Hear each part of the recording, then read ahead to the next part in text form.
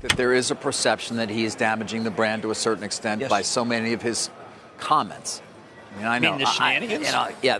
A couple of CNBC hosts were surprised to find out that Tesla is doing terribly.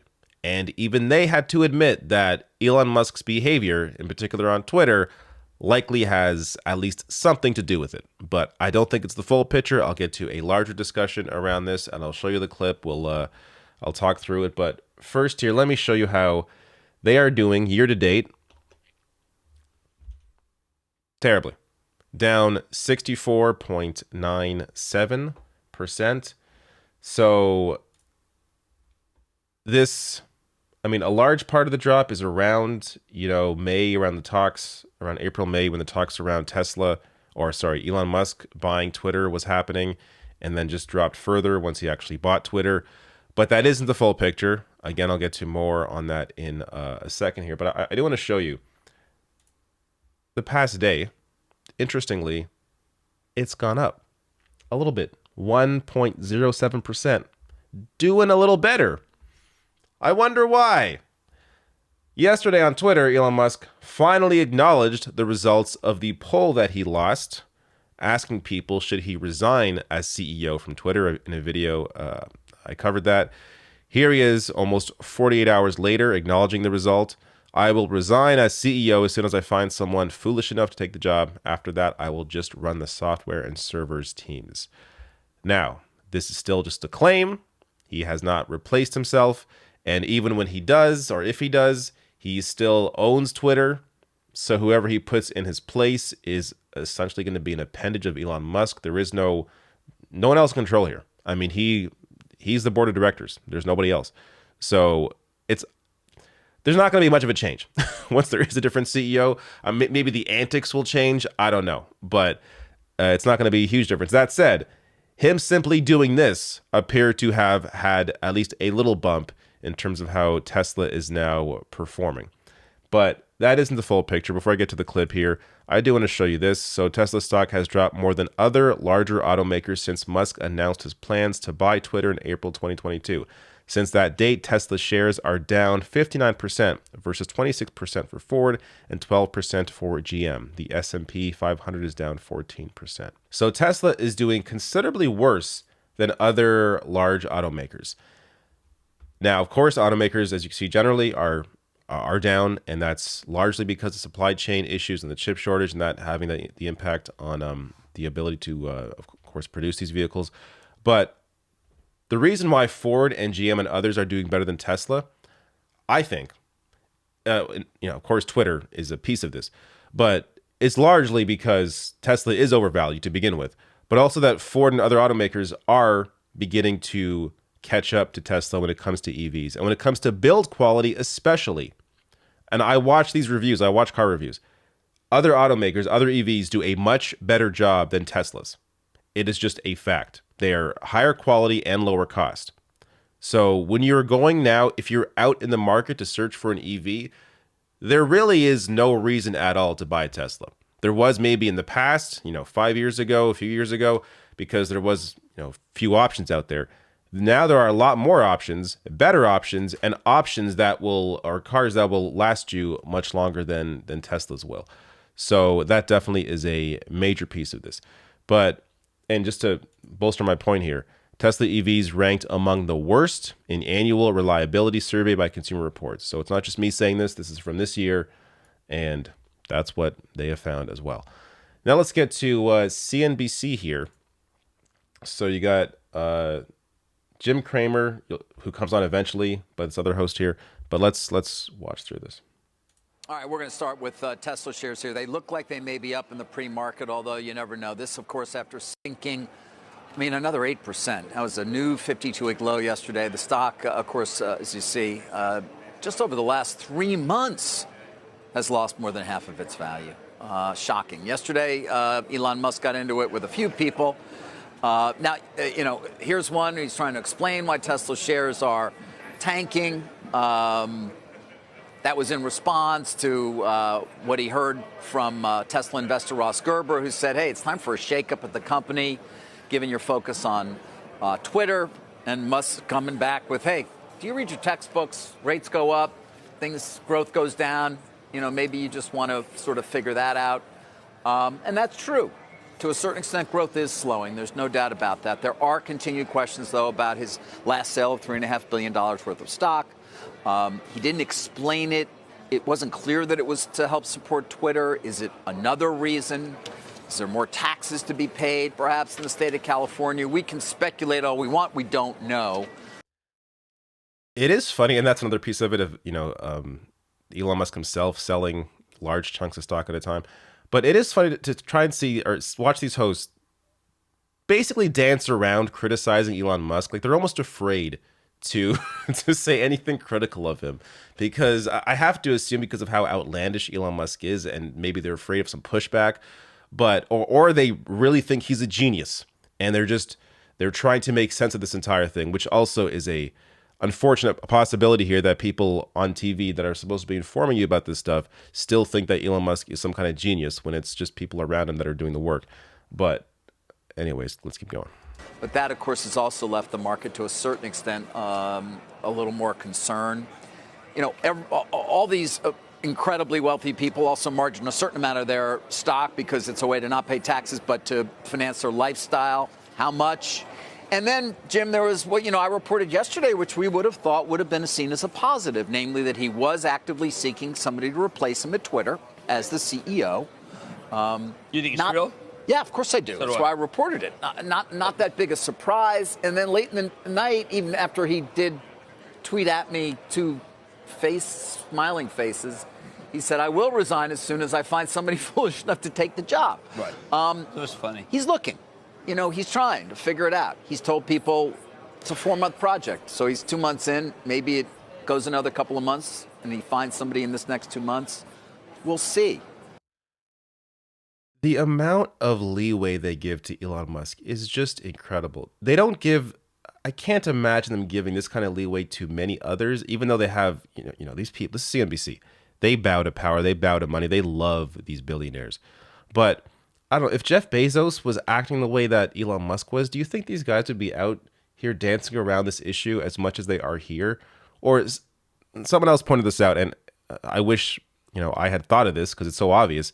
If Elon Musk wasn't a man, if he was a woman, and was saying this shit on Twitter and all these antics and all these polls and the banning journalists and all this wild garbage that he's been doing and selling, like everything that's been going on with Elon Musk and Tesla, if he wasn't a man and he was doing that and they were doing this shit, forget CNBC. Society generally would be making fun of them universally. But because it's Elon Musk, there is this like special, I don't know what it is. It's like this aura that he has for some people still, even to this day. And 10 years ago, I get it. Even I had a bit of that. Admittedly, 10 years ago when Elon Musk wasn't a complete sociopath online, you see this guy, oh my God, he's in EVs and he's the only guy doing it, doing all these amazing things. But then as the years go on and this guy talks more and more and more, and he exposes just how empty he is over and over and over again, and how clownish he is. And the jokes that he steals that are like old jokes aren't even funny. The memes the memes he brings up, again, stealing other people's memes he tries to make them his memes. His whole persona that he's created for himself over the last several years has shown him to be a certified clown. And to have people on television, serious people on CNBC, still trying to defend him or dance around criticizing him is just a wild thing to watch. But Tesla, the momentum here, Jim, is only one way. Which way would that be? It would be down. And yeah, you know why? You know what's not being talked about Tell at all? me. That people just talk about this Tesla and Twitter. How about Ford? How about the fact that Tesla's beginning to lose shares? Anyone ever talk about that? How about the fact that their shares down 5.91%? How about the fact that Ford's share is now up, it has increased 1.88 to 5.5? How about the fact that Hyundai's come up a little bit? I think that Tesla's share is being called into question. I think that Tesla has peaked in terms of its share in EV in this country. In we this better country, start talking about that. it's much different overseas. No, absolutely. It is so wild for me to agree with Jim Cramer, but I think he's correct here. I think Tesla has peaked.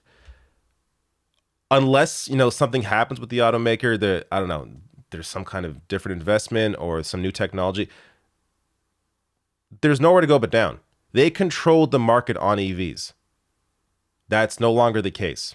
And that is going to increasingly not be the case for them. So it's only going to get worse, in my opinion.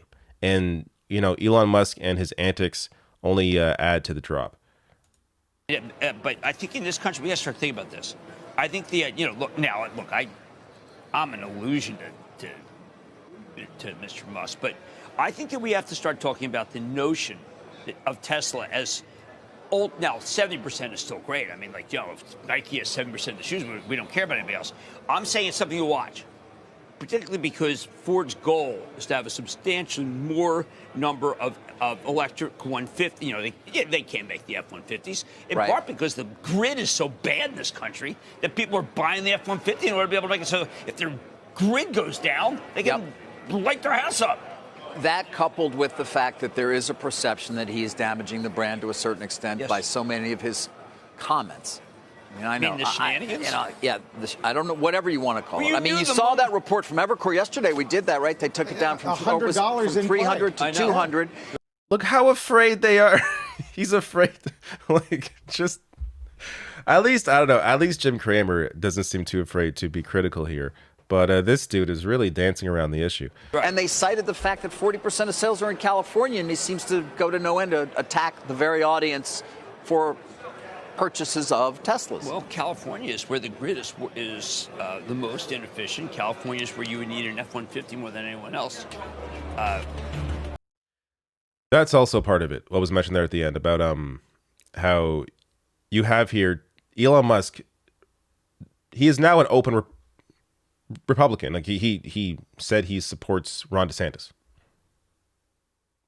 So you support Ron DeSantis, and your major buyers are liberals in California.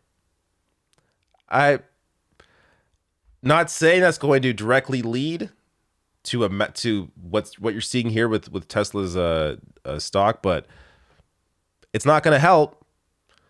And I've seen many people now say that, Tesla owners say that they bought their Tesla years ago and they were happy to buy it at the time.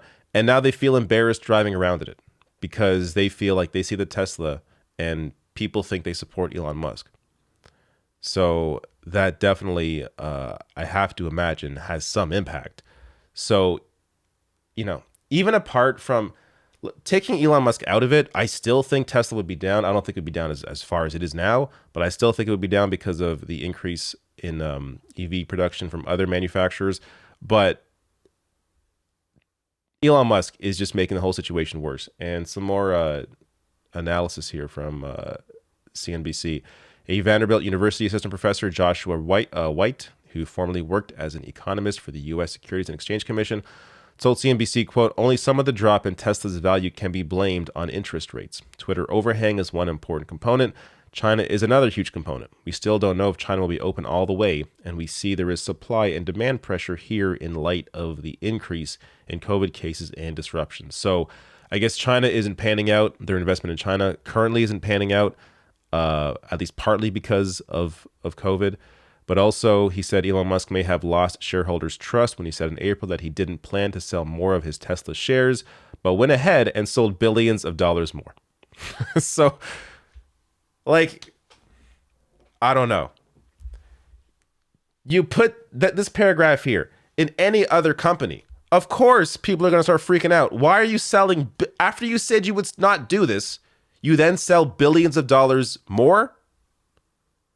Clearly, people's confidence in Tesla is going to be drop a little bit, just on this alone, let alone everything else going around. So, if anything, I'm surprised it's still doing as well as it is.